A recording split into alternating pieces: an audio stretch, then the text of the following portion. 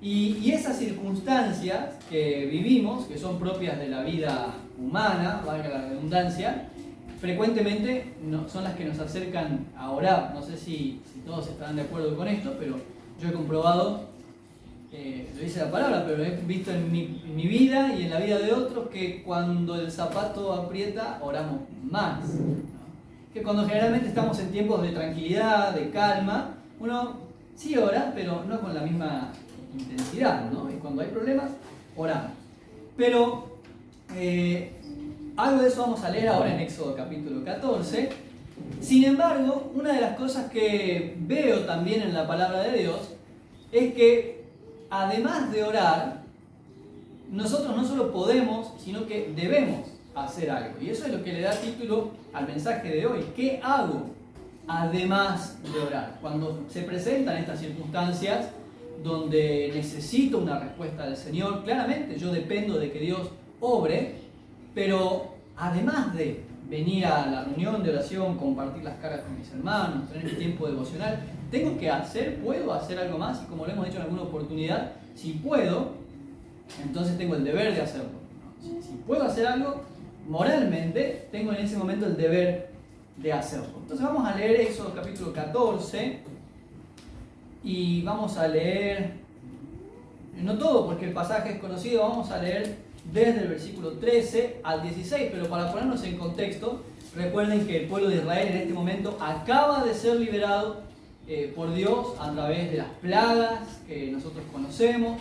El Señor hizo una obra extraordinaria, sacó a Israel por medio de Moisés, acaban de salir de Egipto entonces y llegan frente al Mar Rojo y están en problemas porque tienen el mar delante y el ejército egipcio detrás. Los egipcios no vienen a pedirles por favor que vuelvan, y en ese contexto es que vamos a leer versículos 13 al 16. Moisés dijo al pueblo: no teman, estén firmes y vean la salvación que Jehová hará hoy con nosotros, porque los egipcios que hoy han visto, nunca más para siempre los verán. Jehová peleará por, ahí dice vosotros, pero lo podemos aplicar, ¿no? Jehová peleará por nosotros y nosotros estaremos tranquilos. Entonces Jehová dijo a Moisés: ¿por qué clamas a mí? Di a los hijos de Israel que marchen, y tú alza tu vara y extiende tu mano sobre el mar y divídelo, y entren los hijos de Israel por en medio del mar en seco. ¿Qué ven ustedes aquí que les llame la atención? En 30 segunditos. ¿Hay algo que les resulte curioso? ¿Por qué clamas a mí? ¿Por qué clamas a mí? La respuesta del Señor. ¿A alguien más le llama la atención esa respuesta? A nadie más, pero sí, a mí también. Él tenía una comunión con Jehová, y aún así le pregunta que por qué clama a él. Sí, siendo sí. que ellos se comunicaban siempre, digamos. Bueno, vamos a ver cómo es ese tema. Pero sí, a mí también me llama claramente la atención esa respuesta de Dios. ¿Por qué clamas a mí? Y no solo eso, sino que lo que sigue en el versículo 16 es difícil de reconocer en el idioma español, porque en la traducción, como lo hemos dicho en alguna oportunidad, se pierden algunos detalles. Pero igual en el español se puede reconocer. Miren lo que le responde Dios: tú alza tu vara y extiende tu mano sobre el mar y divídelo, y entren los hijos por el medio del mar en seco. Yo lo diría, por supuesto que no sé si es exacto, pero como que Dios le devuelve a Moisés la responsabilidad. Devuelve entre comillas. Moisés está en esa situación, está en aprietos, está en apuros, y hace lo que todos nosotros hacemos, y está bien. Está bien lo que está haciendo Moisés. Ahora vamos a leer unos comentarios sobre este texto que nos van a ayudar a entender un poco mejor el contexto o la intención. Moisés ora y está bien. Cuando viene una persona con problemas, ¿qué es lo que nosotros le recomendamos? ¿Qué es lo que le aconsejamos? Que ore, que busque al Señor. Estos días estaba charlando con una persona y le dije: yo voy a orar por vos, pero tenés que orar vos también, porque mi oración no reemplaza la tuya. Yo voy a orar que el Señor obre en tu vida, pero si vos no buscás a Dios por consuelo, por paz, mi oración es limitada por vos. Tenés que tener una relación personal con Dios. Y eso está bien, pero aquí Dios insisto, le devuelve a Moisés la responsabilidad. Y le dice, ¿por qué clamas a mí? Hacelo vos. Y como yo les decía recién, en el idioma español se pierde un poquito la intensidad con la que Dios le contesta a Moisés, porque en el idioma original hay una letrita, el hebreo no usa vocales, pero es un signo que pone el énfasis, el acento en que Dios le está diciendo a Moisés, esta es tu tarea. Porque cuando yo te llamé a través de la zarza, hace mucho tiempo atrás, y puse la vara en tu mano y yo te ungí para esta tarea, y con esa unción te di promesas, y con esas promesas te di una responsabilidad, te di autoridad, te di la posibilidad de que hagas esto. Alza tu vara, extiende tu mano sobre el mar y divídelo, y entren los hijos de Israel por el medio en seco. Lo que nosotros estamos viendo acá es que a Moisés, el Señor mismo le está diciendo que además de la oración, tiene que sumarle acción. Además, no es que la reemplace. Y si nosotros nos movemos en los extremos, como habitualmente nos ocurre, podemos caer en uno de ellos, que es hacer sin orar. Entonces yo elijo gobernantes sin orar, quiero educar a mis hijas sin orar, o incluso desarrollar el ministerio sin orar, sin tener una vida de oración. A veces hacemos unas oraciones, Señor, bendecí esta tarea, pero no se refiere a eso, ¿no? Y en el otro lado de la vereda, nosotros ponemos, no el Señor, la oración sin acción. Oramos mucho, pero sin hacer lo que tenemos que hacer. Insisto, no es una contradicción que está en la palabra del Señor, porque el Señor siempre enseña que las dos van juntas. Nosotros a veces somos los que nos movemos en estas dos direcciones. Hace un tiempo atrás, muchos años atrás, había una joven en otra iglesia, por supuesto, yo no los conocía a ustedes, que estaba orando mucho por su familia para que sus padres y su hermano conozcan al Señor. Pero ella no les hablaba del Señor. Entonces una vez me dice ella una frase que a mí me quedó grabada: es más fácil hablarle a Dios de los demás que a los demás de Dios. ¿Se entiende?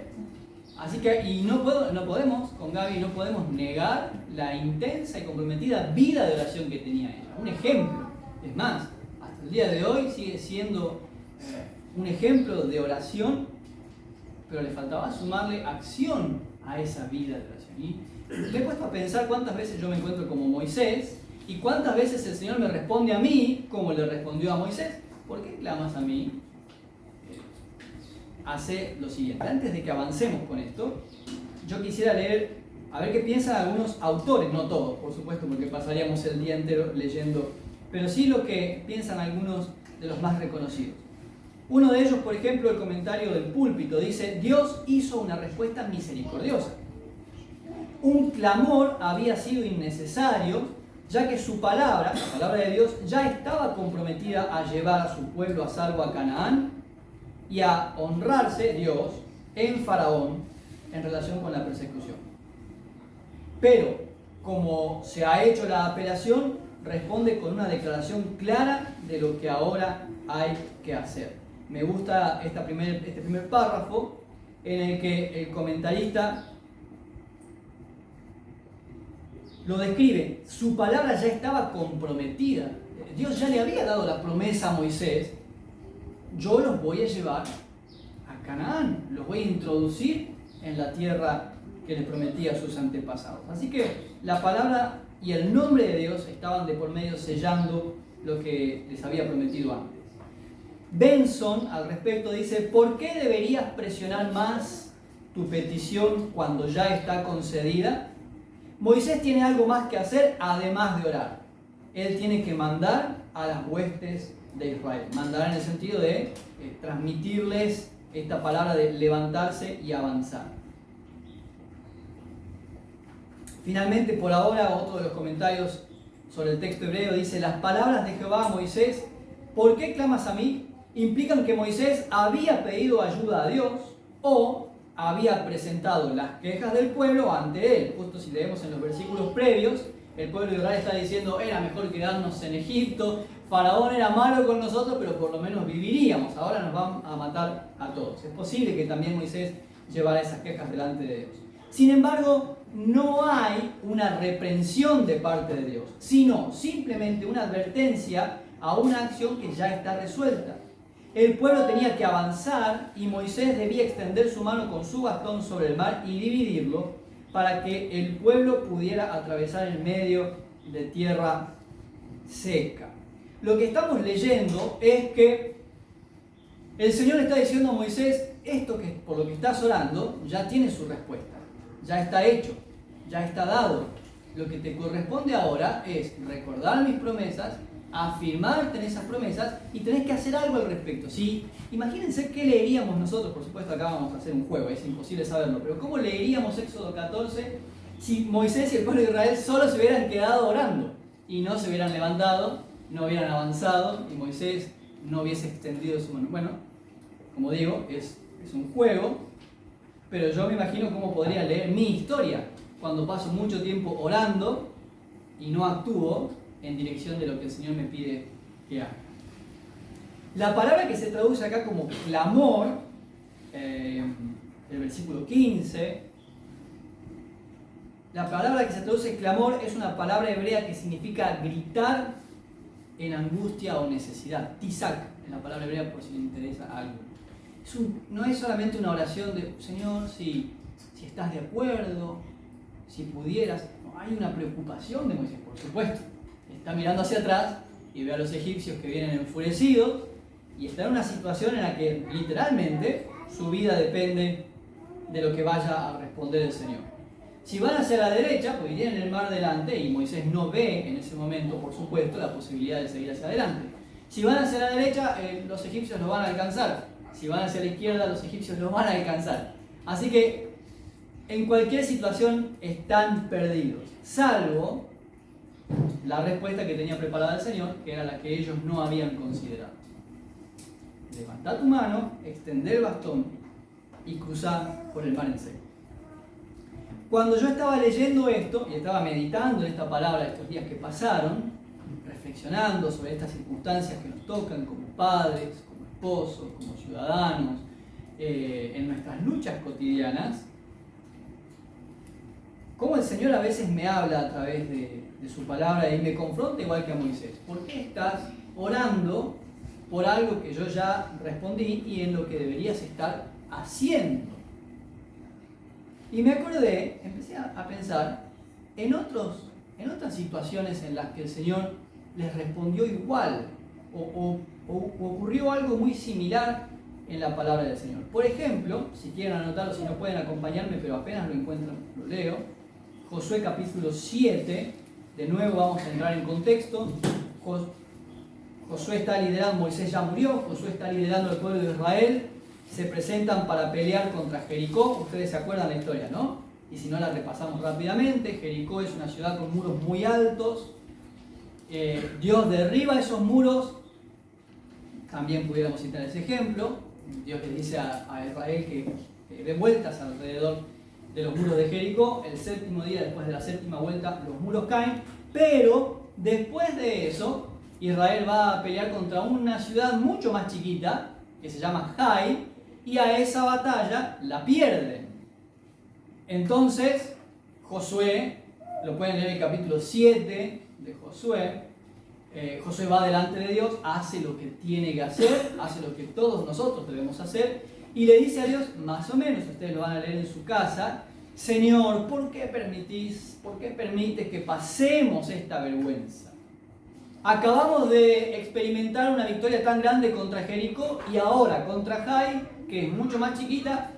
Si ustedes leen los capítulos previos, tuvieron que salir corriendo. O sea, los soldados de Jai los persiguieron. Fue una derrota trágica y humillante. Señor, ¿por qué? ¿Por qué permitiste que nos ocurra algo así? ¡Ay, tu nombre está en juego!, le dice Josué, y todo eso es verdad. Tiene razón Josué en la oración que está haciendo. Entonces, en el versículo 11 al versículo 13, versículo 10 al versículo 13, miren qué parecida a la respuesta de Dios a Moisés.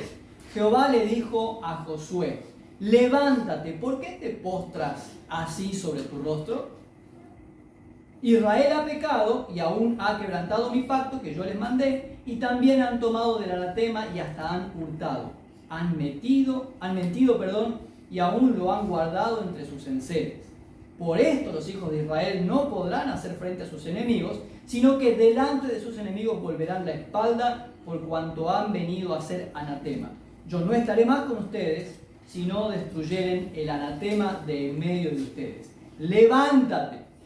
O sea, activate, tenés que accionar.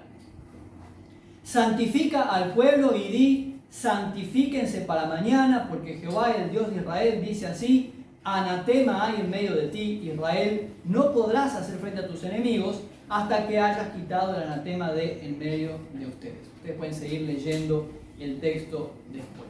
Así que ahí está de nuevo la respuesta de Dios para Josué. Y comienza con el versículo 10, con una expresión muy parecida a la que le dijo a Moisés: levántate. ¿Qué haces ahí postrado? ¿Por qué estás orando? ¿Por qué seguís buscando la respuesta en mí? La respuesta está en el pueblo, en un pecado que ellos habían cometido. Acán había tomado algo que no debía tomar, Dios le había dicho que no lo hiciera. Pero la respuesta de Dios para Josué es: vas a tener que presentarte delante del pueblo y tomar decisiones drásticas. Vas a tener que confrontar al que pecó para que arranquen el pecado, porque mientras ese pecado esté ahí, no van a poder hacer frente a sus enemigos. Lo charlamos esta historia a veces en casa con las chicas. Sería para un mensaje aparte. Una de las realidades que nos cuesta entender es la visión de comunidad que Dios tiene, no de pacto de gracia, sino de comunidad de su iglesia, y cómo el pecado de a uno afecta a todos. Y si lo aplicamos a la familia, ocurre igual. El pecado de uno afecta a todos. Entonces, yo como papá, como esposo, ustedes, cada uno en su lugar, tendremos quizás, como en el caso de Josué, que encarar, confrontar y erradicar el pecado. Y tomar decisiones que no son cómodas, que no son agradables. Si ustedes siguen leyendo el texto, Acán termina siendo apedreado por su pecado. No le digo que vayan a apedrear a nadie, ahora van a llegar a su casa y van a decir: ¿por qué pecaste? Lo vamos a apedrear. No. Pero claramente el mensaje es, en el caso de Moisés, vas a tener que avanzar en una dirección que no habías considerado, que parece imposible, no estaba en tus planes, pero es la dirección que Dios te muestra. O en el caso de Josué, vas a tener que confrontar, será un momento incómodo y doloroso tal vez, pero es necesario si querés ver la bendición de Dios sobre tu vida. En los dos casos es: no ores tanto, o no sigas orando, o además de orar, vas a tener que tomar decisiones. Vas a tener que actuar. Mientras sigas en esta posición pasiva, Moisés, te van a alcanzar los egipcios. Josué, vas a seguir perdiendo. No vas a avanzar a ningún lado. Y sigo pensando en otras circunstancias parecidas. Por ejemplo, Esther. Si ustedes quieren pueden buscarlo, si no lo anotan. Esther capítulo 4, también.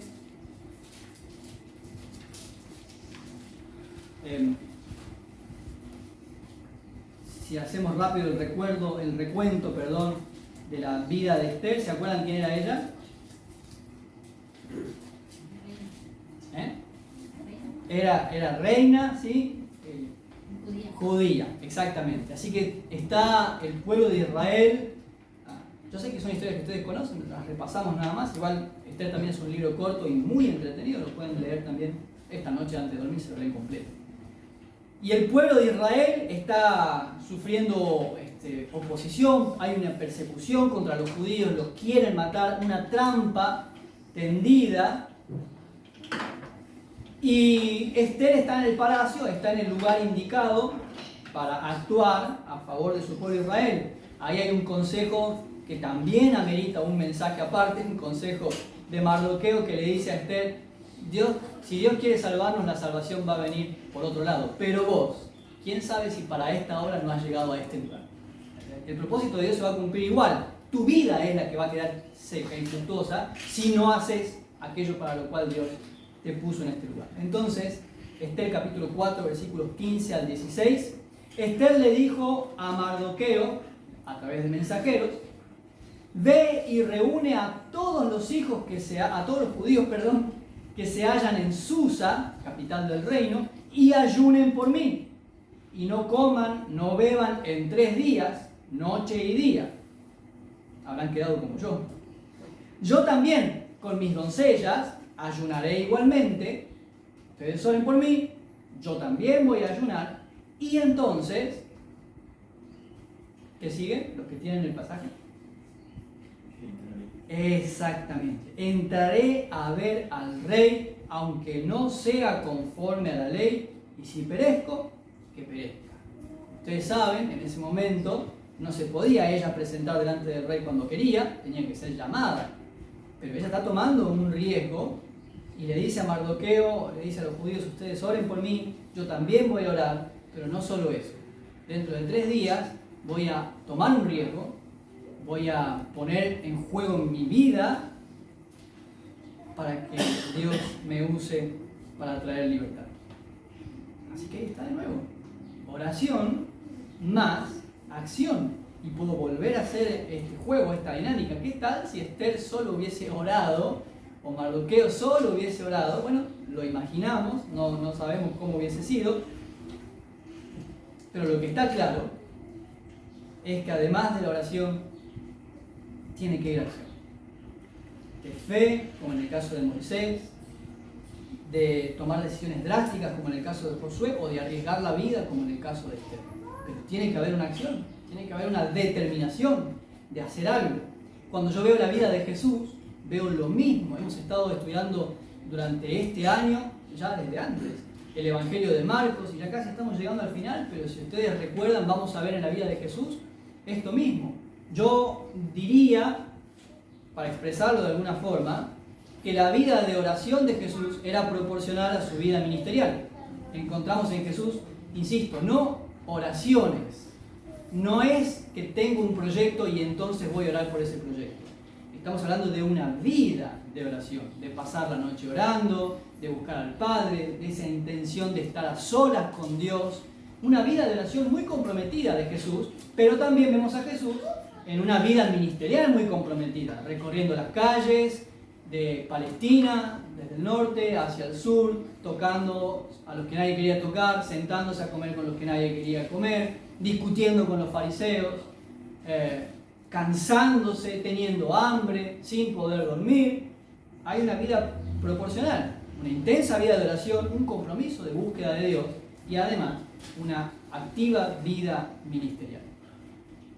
Cuando veo la vida de la iglesia, en Hechos capítulo 2, si quieren ese también lo pueden buscar, hay una foto de cómo, un resumen, una sinopsis. Si esto fuera una película, el término, un libro, una novela, el término correcto sería una sinopsis de qué es lo que vamos a leer en el libro de Hechos.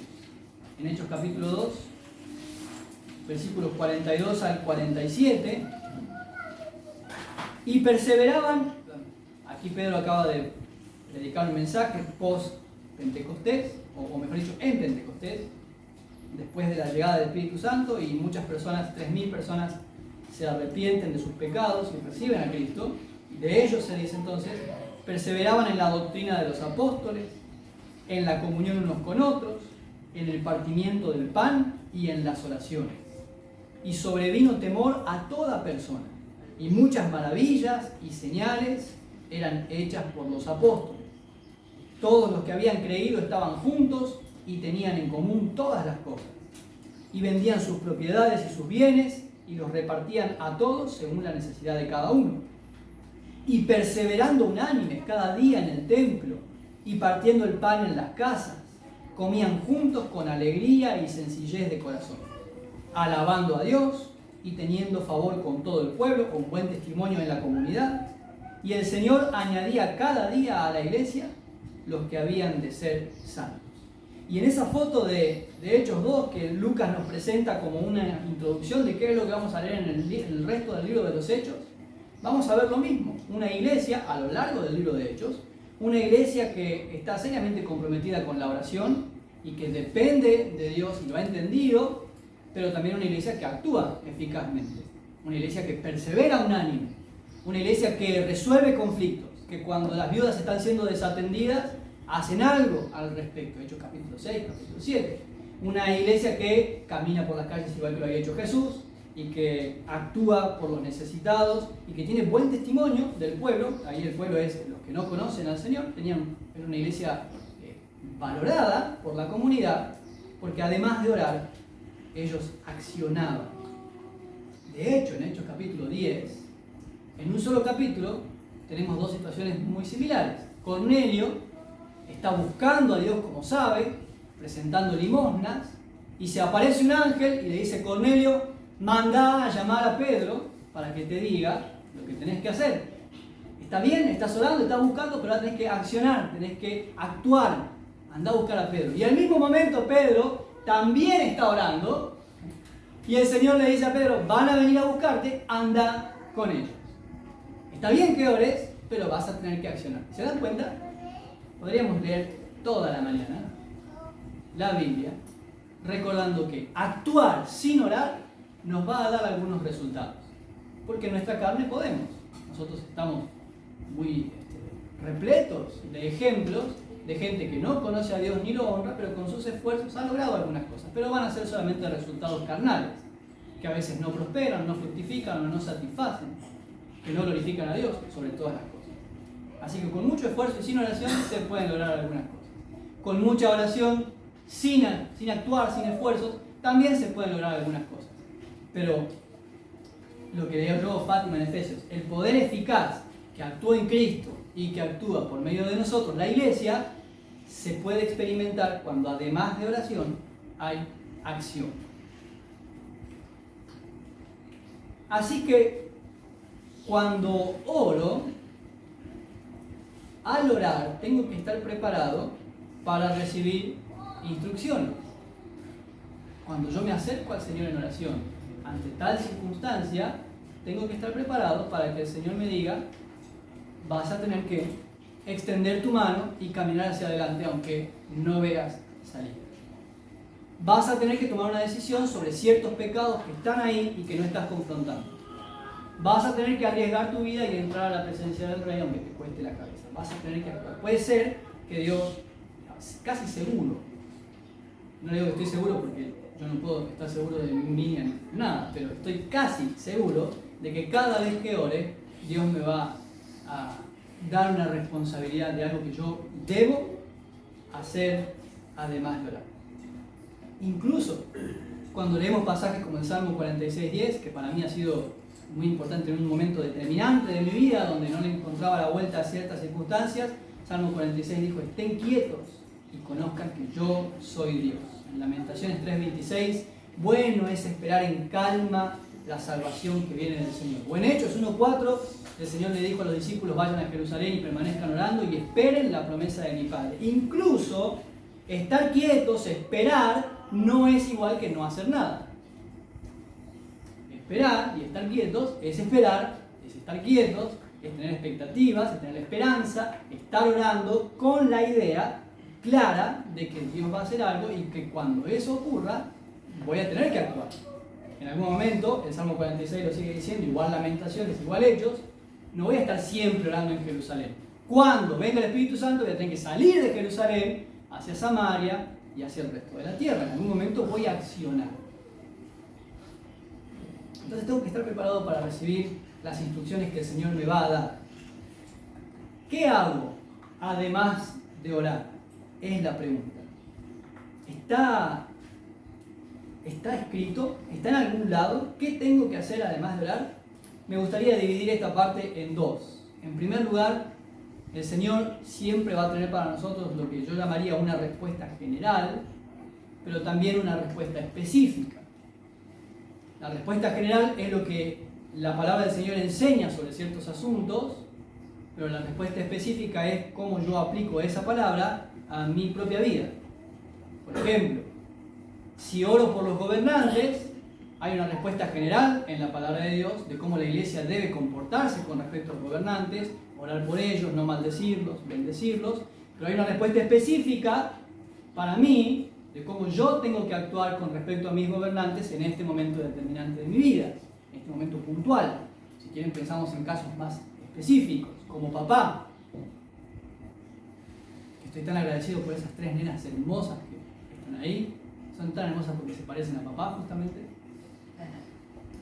Puedo orar al Señor y hay una respuesta general de lo que Dios me dice cómo debería ser yo como papá. Que tengo que instruirlas en la disciplina del Señor, que tengo que proveerles el ejemplo, que tengo que orar por ellas, etcétera, etcétera. pero hay una respuesta específica para cuando me llega una nota de mala conducta de alguna de ellas, o cuando tienen miedo a algo, o cuando están viviendo una situación puntual, o están siendo tentadas, o están ahí, en ese momento. ¿Cuál es mi respuesta específica? ¿Cómo aplico la respuesta general a mi situación específica? Para ponerlo en un ejemplo claro, en el Evangelio de Lucas, Jesús cuenta 3 parábolas, vamos a tomar solamente 2, están en el mismo capítulo, y una es la del hijo pródigo y la otra de la oveja perdida. ¿Ustedes se acuerdan de ambas? La oveja perdida ilustra cómo Dios sale, deja las 99 y va a buscar a la que se extravió, pero en el hijo pródigo cuenta cómo el padre lo deja ir a su hijo y lo espera, no lo va a buscar en medio de su pecado. Esa es la respuesta general. Las dos están en la Biblia, las dos son parábolas contadas con Jesús y las dos ilustran el reino de Dios. A mí, ¿qué me toca hacer? ¿Tengo que ir a buscarla o tengo que dejarla? Esa es la respuesta específica. Ese es en mi caso, con mi hija, con mi hermano, con este caso puntual. A algunos hay que ir a buscarlos, a otros hay que dejarlos ir y esperar que vuelvan. Eso lo sabré yo en mi relación con Dios, de cómo aplico una verdad general de la palabra a este momento específico. Por eso es que tenemos que orar y estar preparados para recibir las instrucciones del Señor. Y cuando las instrucciones llegan, ahí es donde está la parte que más nos cuesta. Porque esas instrucciones, por lo general, nos confrontan con nuestros temores o con nuestra fe frágil, o nos confrontan con nuestras limitaciones o impedimentos, o con nuestros prejuicios, o con nuestra zona de confort. Y la instrucción, la acción que tengo que tomar, quizás no sea la que yo hubiese querido tomar. Cuando llega entonces la palabra del Señor, la respuesta como a Moisés, como a Josué, como a Pedro, y el Señor me dice, ahora tenés que hacer tal cosa.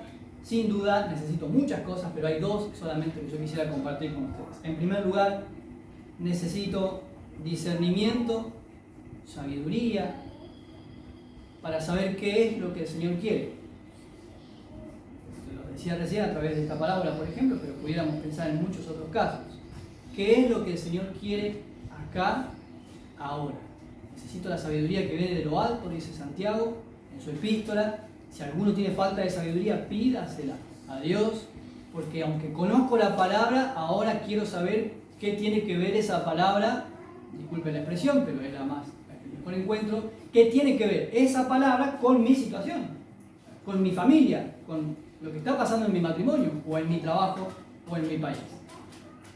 Necesito sabiduría y que el Señor acomode esa palabra a mi vida. Y en segundo lugar, necesito valor, determinación, perseverancia, porque a veces nos encontramos tomando decisiones que no perduran. Que en el momento en que el Señor me habló, yo supe que era el Señor y tomo esa decisión de salir de mi casa y viajar a otra provincia, por ejemplo, pero hemos tratado de ser claros, tenés que estar convencido y decidido, porque en el medio puede pasar cosas que no eran tus planes. Quizás esperabas que las cosas iban a tener un resultado a tu medida y no pasa eso, y entonces tengas la tentación de, como el pueblo de Israel, era mejor volver a Egipto. Por lo menos allá éramos esclavos, pero vivíamos.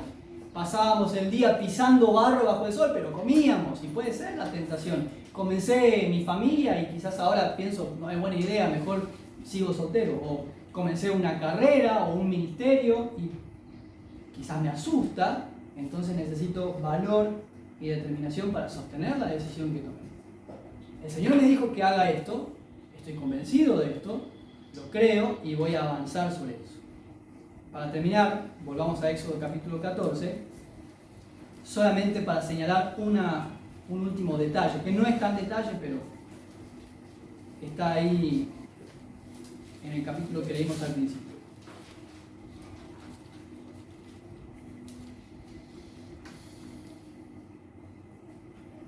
En el versículo 21, y extendió Moisés su mano sobre el mar, e hizo Jehová que el mar se retirase por recio viento oriental toda aquella noche. y volvió el mar en seco y las aguas quedaron divididas. Entonces los hijos de Israel cruzaron por el medio del mar en seco, teniendo las aguas como muro a su derecha y a su izquierda. Les digo que queda como un detalle porque hay una expresión ahí que a veces pasa desapercibida. A veces cuando vemos la película vemos a Moisés que levanta la vara y se abre. Pero ahí la expresión del versículo 21 es que el viento sopló toda la noche. A veces hemos visto en la palabra del Señor cómo Dios responde de manera inmediata a algunas oraciones. A veces no.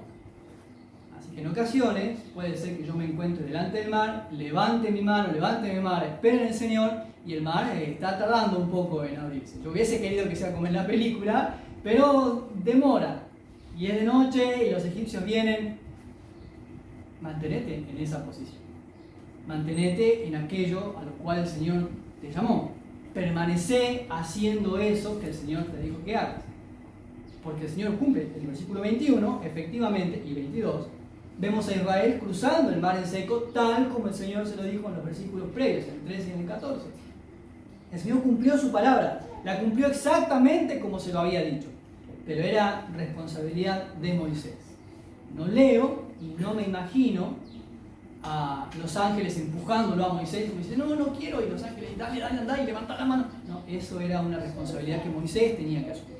Tampoco vienen los otros hijos de Israel a decirle a Moisés, dale, tenés que ir, levantar la mano, tomar la vara, ponerle tu mano y es una responsabilidad propia y exclusivamente de Moisés. Entonces, digo, para terminar, yo tengo que pensar en aquellas cosas que son mi responsabilidad, esas acciones que el Señor me pide a mí, esas decisiones que yo debo estar tomando y que tengo que sostener, pero quiero dejarles esta tranquilidad, esta esperanza que nos da la palabra del Señor. Cuando obedecemos, además de orar, el Señor cumple sus promesas, porque Él dio su palabra y su nombre para sellar esa promesa. Así que permanece haciendo aquello que el Señor te dijo que hagas. Si el Señor te llamó a un ministerio, permanece sirviendo. Si el Señor nos muestra que este es el camino para educar a nuestros hijos, permanece en esa dirección. Si en esa relación en la que estás, si ese emprendimiento, ese proyecto, si es la dirección del Señor, si estás convencido, convencida, si no, bueno, sería tiempo para orar. Pero el Señor cumple sus promesas si nos mantenemos fieles haciendo aquello que el Señor nos pide. En la obediencia está la bendición. Es una frase muy conocida. Vamos a orar en esta mañana, no mucho porque hay que actuar, pero vamos a tomar un minuto para orar y darle gracias al Señor por sus palabras, por su palabra, por sus promesas y por este tiempo que compartimos. Padre, queremos en este momento tomar esta oportunidad, esta ocasión para celebrar y reconocer tu verdad, tu palabra poderosa que llega a nuestras vidas, siempre para instruirnos, para darnos esperanza y para desafiarnos también, para corregir algo que estemos pensando mal o haciendo mal. Quiero, Señor, pedirte perdón en aquellas ocasiones en las que me pediste que hiciera algo y por alguna razón yo no fui obediente, tal vez por miedos o porque no es cómodo, porque me pone en una situación que yo preferiría evitar, no lo sé, pero soy consciente de que a veces tu palabra ha sido clara, me has convencido por tu Espíritu Santo de que debería hacer algo y no quise hacerlo y es pecado y te pido perdón.